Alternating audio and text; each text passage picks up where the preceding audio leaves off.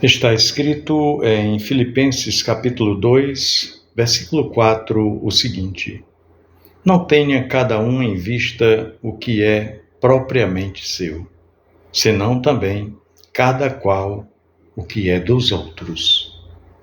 Meu irmão, minha irmã, nós vivemos dias marcados pelo isolamento emocional, pela hiperindividualização e pela cultura do eu primeiro. Infelizmente, os nossos dispositivos digitais nos mantêm conectados ao mundo, mas desconectados das pessoas. Criamos bolhas, alimentamos preconceitos e preferimos manter distância do outro, especialmente quando esse outro pensa, vive ou se expressa diferente de nós. E assim, as pessoas vão, pouco a pouco, se distanciando umas das outras. Nesse cenário, o apóstolo Paulo nos oferece um chamado radical. Não tenha cada um em vista somente o que é propriamente seu, senão também cada qual o que é dos outros. Essa exortação bíblica desafia a lógica predominante do nosso tempo, nos convidando a viver uma espiritualidade encarnada, sensível e voltada para o nosso próximo. Mesmo que esse próximo seja um estranho, um oprimido ou alguém que nós julgamos como indigno de merecer a nossa ajuda. A fé cristã não é um projeto de salvação pessoal isolado, não. Mas um chamado à comunhão, à empatia e ao serviço. Desde o livro de Gênesis, Deus mostra-se interessado em relações entre o ser humano e ele, e entre os seres humanos entre si. Os relacionamentos interpessoais. O grande mandamento, segundo Jesus, lá em Marcos 12, versículo 30, é amar a Deus e ao próximo. Um está intrinsecamente ligado ao outro. No contexto de cada carta, da carta aos Filipenses, o apóstolo Paulo está chamando a igreja a viver em unidade, também em humildade e amor. E para isso é necessário que cada um abra mão de viver centrado apenas em si próprio. Cuidar apenas dos próprios interesses tende a gerar isolamento. Mas olhar também para o outro produz comunhão, e comunhão é ambiente de cura. Um exemplo prático disso, digamos, se você já esteve em um ambiente onde todos se preocupavam uns com os outros, você sabe como isso transforma o lugar, torna um ambiente saudável, gostoso de estar, gera um ambiente maravilhoso. É como estar em família. Agora pense em um lugar onde cada um só pensa em si. Geralmente é um lugar tóxico, competitivo, frio. O Evangelho nos convida a construir comunidades que cuidam, que se preocupam com o próximo. E para conhecer o outro, meu irmão, minha irmã, é preciso sair de si.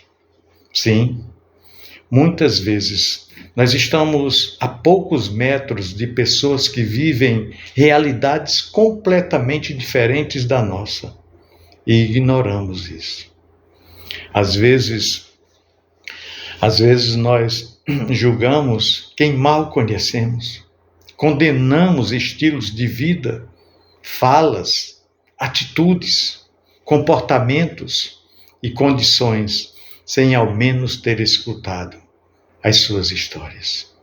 Nós somos muito propensos a isso, a apontar o dedo, a acusar. Quanto mais conhecemos, menos julgamos. Essa frase simples pode nos levar longe na prática cristã. Quantas vezes alguém que parecia rude, insensível ou até mesmo ofensivo se revelou com o tempo alguém profundamente ferido, inseguro, machucado pela vida? Quem já não teve essa experiência na vida? Olha, conhecer o outro significa justificar tudo que ele faz, não justificar tudo que ele faz, mas significa sim humanizá-lo. E quando o outro se torna humano aos nossos olhos, nos tornamos mais humanos também. Jesus fazia isso com maestria.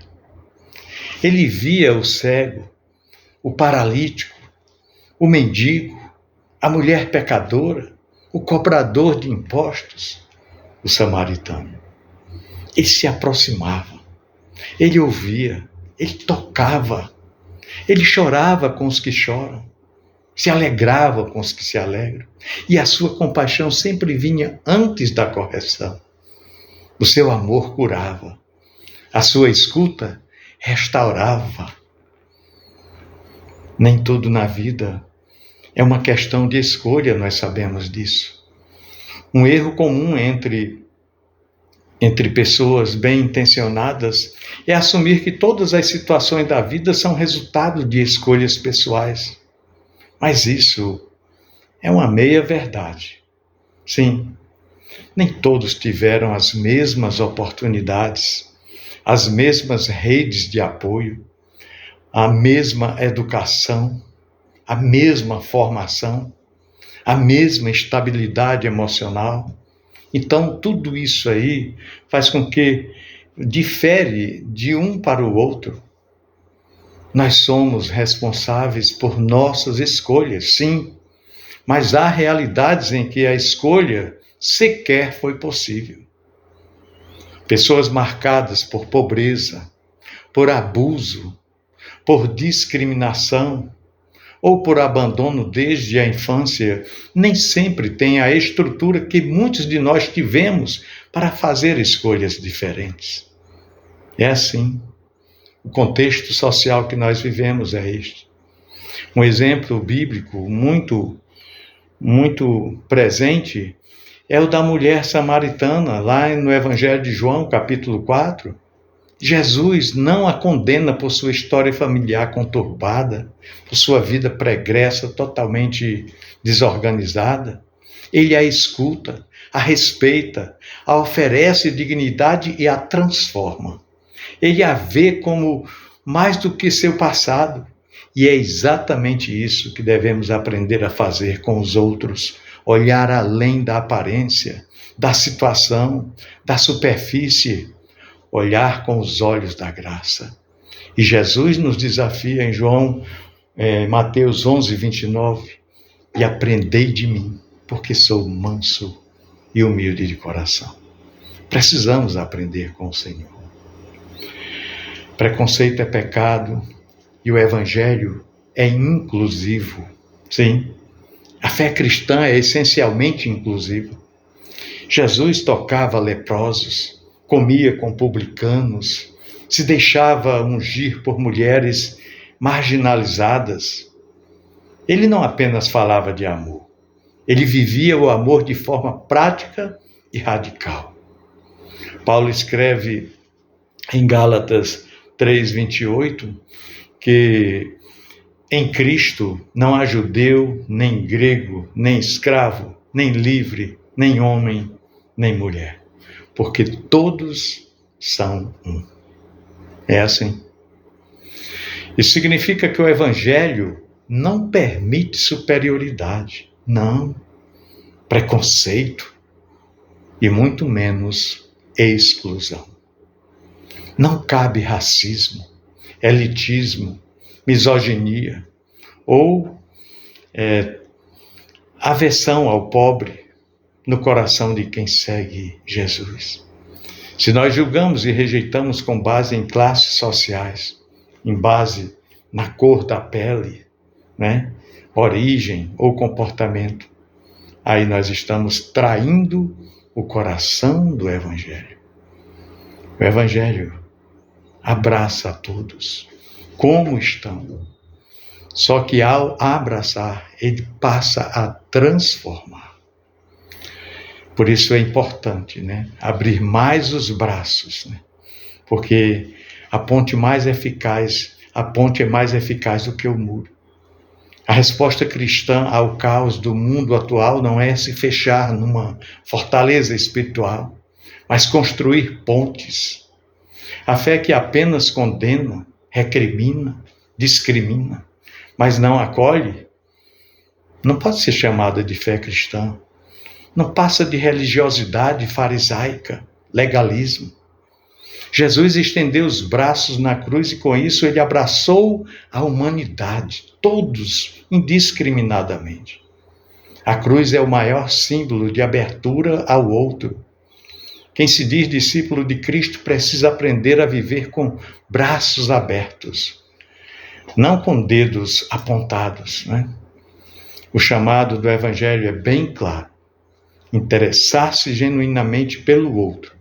E isso começa com pequenas atitudes, como escutar antes de falar, ajudar antes de julgar, conhecer antes de apontar o dedo e condenar. Isso resume-se em uma palavra: amor. Isso é discipulado. Isso é ser como Jesus.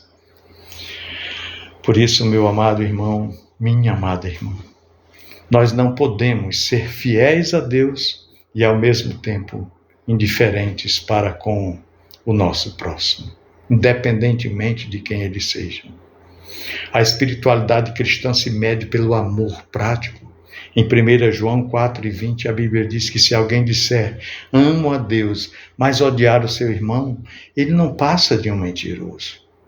Portanto, sejamos mais humanos, mais sensíveis, mais atentos, mais generosos, não apenas com quem se parece conosco, que se identifica conosco, que tem afinidade conosco, mas principalmente com quem é diferente de nós.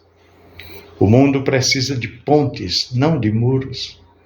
Precisa de gente que olhe nos olhos, que escute, que compreenda, que abrace, que cada um cuide não apenas de si, mas também dos outros. Esse é o caminho da cruz. Esse é o caminho de Jesus. Olha, meu irmão, minha irmã, eu desejo a você e a sua família um maravilhoso domingo na presença de Deus. Um grande abraço. Deus nos abençoe.